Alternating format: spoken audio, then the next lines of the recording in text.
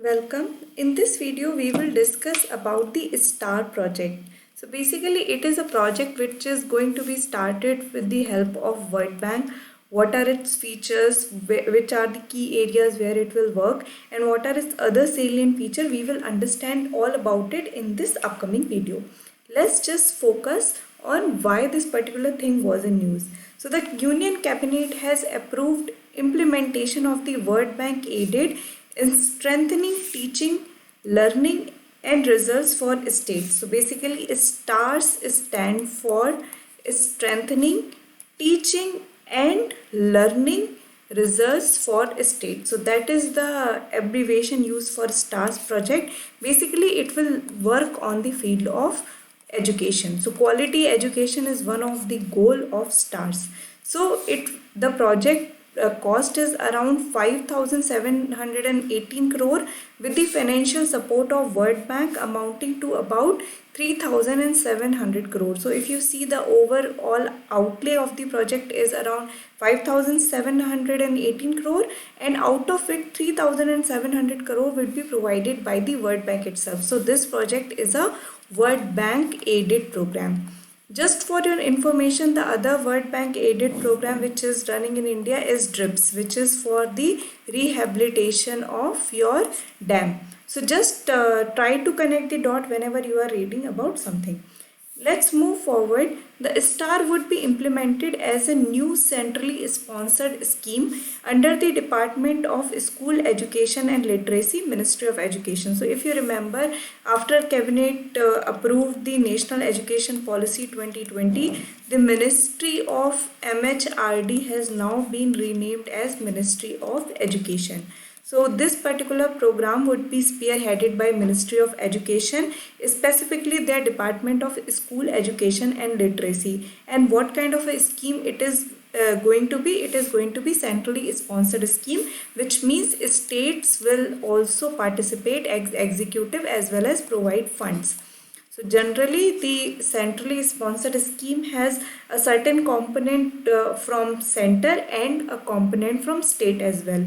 On the other hand, sector schemes are 100% defunded by the central government. So just remember this difference. Now it is aligned with the objective of National Education Policy 2020 of quality based learning outcomes. So if you remember the National Education Policy 2020, in fact I have made a video regarding all the features which are included in that. Go through that, you will be able to recall all the features in like 10 or 15 minutes. So just go through that. And this particular scheme, the STAR project, is in line with that only. So STAR project is aligned to the National Education Policy of 2020, which specifically talk about the quality based learning outcomes.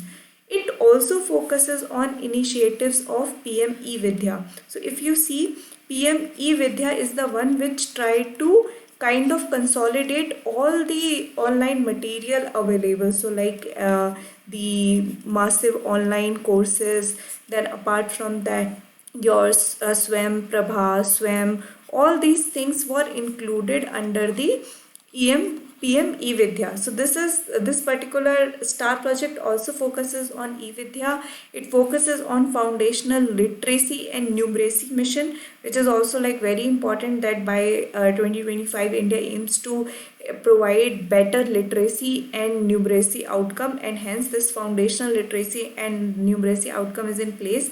Then national curricular and pedagogical framework for early childhood care. So that is also one of the major component which this particular project is going to focus on, to have a pedagogical framework, basically the teaching methods, the framework for teaching methods, as well as for curricular also. Like we have been through ages focusing on the syllabus only, but what about the curricular? So that kind of thing is also included. And education as part of the Atma Bharat Abhiyan. So Atmanirbhar Bharat Abhiyan is also one of the major component where education play a huge role. So the skilled labor, or the one which is qualified and skilled to perform a task, will lead up to India becoming more Atmanirbhar or self-reliant. So hence STAR project is going to work on the Atmanirbhar Bharat also. So these are the few basic details you need to know about the STARS program. Let's move forward and see what are the key areas where it will work. So as mentioned earlier, its major area is about quality learning outcome. So quality learning outcome should be the end goal, and hence the area in which it will focus include your access and retention. What kind of education could be accessible to the maximum people, and what can we do to retain them? So in order, like you can call it reducing the dropout rate. So reducing dropout rate is also one of the key areas where it will work. Then right to education entitlement. So under right to education, which became the fundamental right under 21A, there was like certain entitlement which the children have. So what is the condition or status of those entitlement is also the key area where this STAR project will focus. Then quality intervention, obviously if some kind of technological intervention is required or some kind of special treatment need to be given, so quality intervention so that the overall quality of learning outcome could be increased. Then the next area where they will focus is teacher education and training. So this is one of the very important area where they will focus, because until or unless teachers are equipped with right kind of learning, they won't be able to impart it to their students. So teacher training and education is also a very important area where they will work on. Then gender and equity. So that is also very important to become gender equal in terms of education. In fact, India is able to become really the gross enrollment ratio at primary level has become at par almost for boys and girls, but that is not the case for secondary and tertiary. So such kind of gender and equity thing would be also considered while working on the STAR project. Then inclusive education. So the education should not be the one which kind of focus on only certain kind of children only, but the inclusive education. For an example, if certain student who have certain kind of disability also should be get proper accessibility to the education. So inclusive education is also one of the area where it will work. And finally, upgradation of the learning environment. So it should not become stagnant, or it should not be like the learning environment is something which is not acceptable or adaptable for the children. So upgradation of learning environment is also needed. So these are the key areas or the focus points where this particular project is going to work on. Then this particular project will also support for participation in PISA. What is PISA? It is Program for International Student Assessment taken by OECD. So OECD is an organization which kind of conduct the PISA, in which they check the quality of education provided by various countries. So India is going to participate in the 2022 cycle, and the funded will also be funded. This particular PISA exercise will also be funded by the STAR project. So this is also one of the features. Just remember, PISA funding will come from this project. Remember that.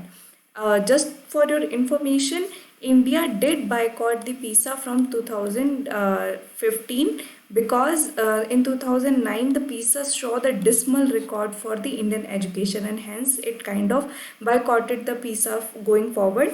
But in 2019, Indian government kind of agreed to that PISA would be conducted going forward. So 2022 cycle would be the one where PISA would be conducted in India as well. So just remember that.